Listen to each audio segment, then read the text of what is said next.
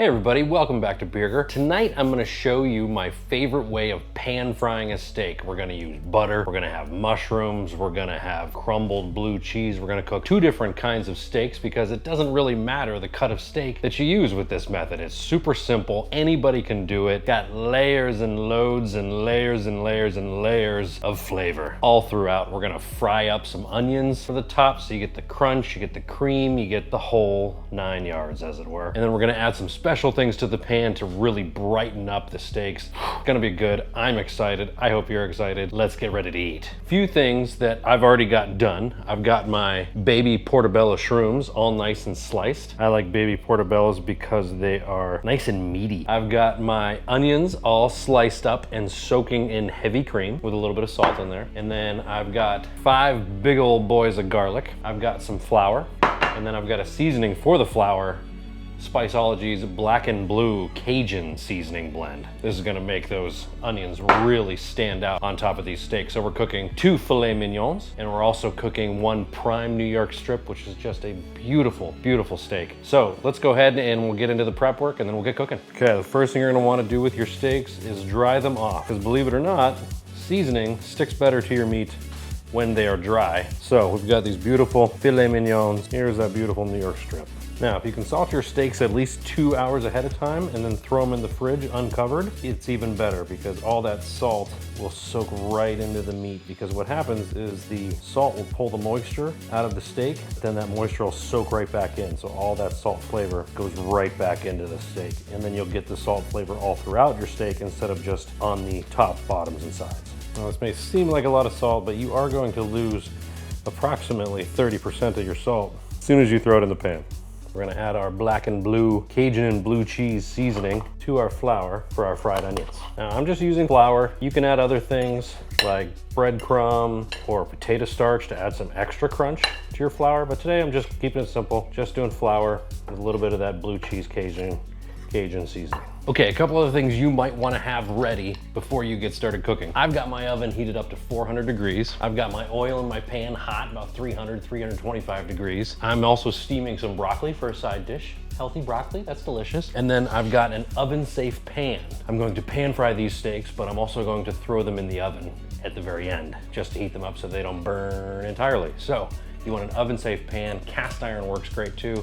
And you want to have a cocktail too. All right, anytime you're frying anything, be very, very careful. We're gonna take our heavy cream soaked onions. Now they've been soaking for about an hour. We're just gonna toss them in the flour, get them coated.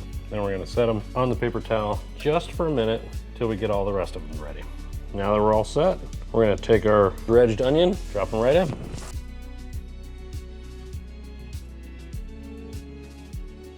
And this is only going to take a minute. Set them on a paper towel, give them a little sprinkle of salt. Take your big garlic boys, take the flat edge of your knife and smash them. Okay, we're gonna get our pan nice and hot. You need a hot pan. Let's give it some oil. I'm not gonna fight with you about what kind of oil you like to use. I'm using avocado oil. Just don't use olive oil because it burns way too easily. You just want enough oil to coat the bottom of the pan. Couple of the things I've got ready. I've got my meat thermometer. Not necessary, but if you want to be accurate, you know. I've got my crushed garlic, and here's the piece of resistance, fresh sage leaves and sprigs of rosemary.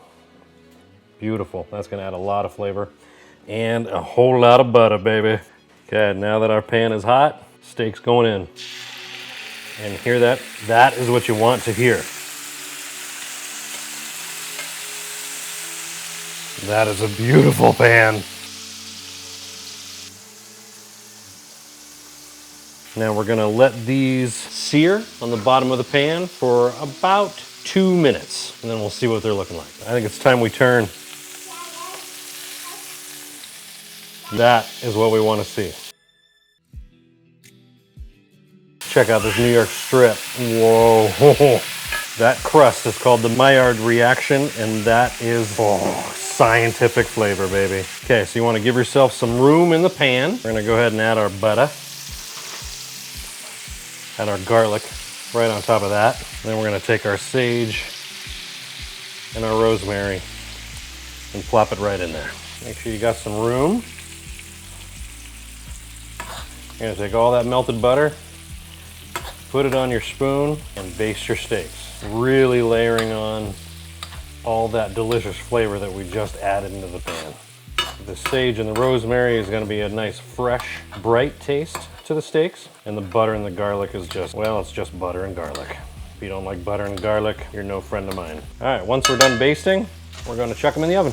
Okay, while those are in the oven, let's go ahead and put some more butter in a pan, a different pan, and cook our shrooms. A little bit of salt.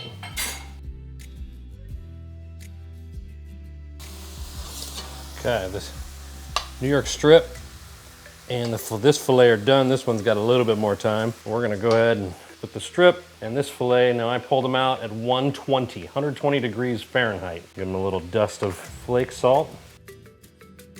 Delicious tasting stuff. Now you can take some of that butter fried garlic, stick that right on top of the steaks as they rest. You want your steaks to rest. I like to let mine rest at least 5 minutes, usually 10 minutes. Let's take our fillet. Gonna take our beautiful mushrooms.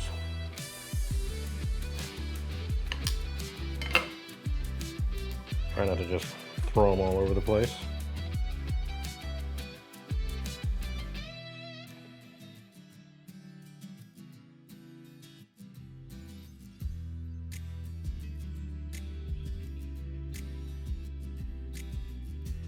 And now, some people hate it. This guy loves it. And this combination will blow your friggin' mind. All right, here we go. I'm gonna go right down the pipe.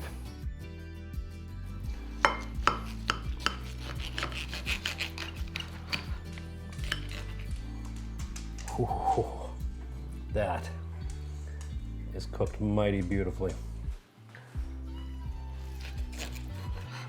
Get a bite of everything in here. Well, that's a big bite. Get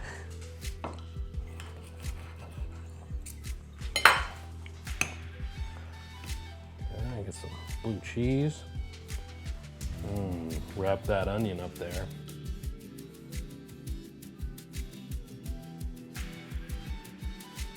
That is heaven. Wow. Absolute heaven. I hope you try. My favorite way of pan frying a steak. Like I said, it can be with any steak.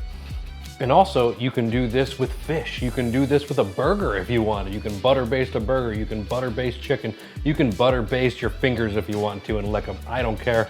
It's delicious. You should give it a try. Thank you for watching. I appreciate you. See you next time. Hey everybody, I just wanted to thank you for watching this last episode of Burger. Hope you try cooking a pan-fried steak on your own. It's so easy to do. Anybody can do it. You just do exactly what I did. Add in your own herbs if you want to. Add in your own toppings. Whatever you want to do, make it yours. It'll be delicious. I promise you. Give it a try. So thank you for watching that. But I also wanted to give you a heads up into what's coming up video-wise in the month of December. So I've been hard at work on my new home office, and anyone who's done this kind of work knows that it takes some time, and I've got a new home office video, home office and studio video coming for you. I hope you guys get some ideas for your home office, seeing as how so many people are working from home these days. And you know, probably the longest part was the cable management. Anyone who's done cable management knows that it takes a long time and probably years off your life. Anyway, stick around for that. Now, I'm also going to be talking to a steak cooking expert. And when I say expert, I'm talking decades of experience cooking steaks, and we're gonna go over his favorite techniques of cooking steaks so that anybody, you guys at home, can use these techniques from a master. I mean, this guy's awesome. You're gonna love him. So stick around for that video. And then I'm also going to be visiting my favorite butcher shop and talking with the owner about the best cuts of beef under a certain price point so that we can use the techniques that you'll learn from the steak cooking master and be able to get some more affordable steaks, not $2 steaks, but not crazy expensive steaks, more on the lower to mid end of great steaks that you can buy from your local butcher or your grocer, and you can use the techniques and cook an amazing steak for yourself and just love steaks, because you gotta love steaks, you know? Where we live, we got dumped on with snow this past week. I mean, dumped on, which is a little uncharacteristic for the month of November. Does happen sometimes, it just did. So I made something that goes hand in hand with a buttload of snow. So Yeah, you're gonna wanna see this burger because it's a monster. It's delicious. Yeah, so that's coming real soon too. And then I've got a bunch of other stuff planned. So Reaction Wednesdays are coming back after Thanksgiving break. I'm gonna really try my hardest to get you 2 videos a week, one Reaction Wednesday and then one cooking or something about cooking video for you. So, and then I've got some other stories planned. You know, if you like story time with Birger, I've got some fun stories planned too. So that's coming up in the month of December and beyond. If there's anything you'd like to see or if you have any questions for me, hit me up in the comments. I'll do my best to create that content for you and answer any questions for you. Until then, I appreciate you. Thanks for watching.